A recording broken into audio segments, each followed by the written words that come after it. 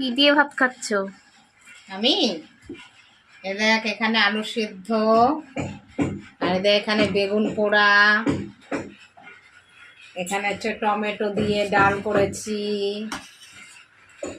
মসুর ডাল। আর এখানে একটা স্পেশাল জিনিস আছে, বলতো এটা কি? বলতে পারবি? কি এটা? বল দেখি, গেস কর এটা কি। বড়া তো মনে হচ্ছে। কিসের বড়া এটা? এটা হচ্ছে বক ফুলের বড়া।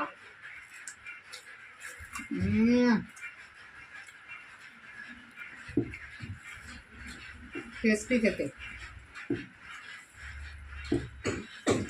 গরম ভাত, বেগুন পোড়া আলু সিদ্ধ দিয়ে মেখে, বক ফুলের বড়া দিয়ে, আর সঙ্গে টমেটোর ডাল, সেই খেতে।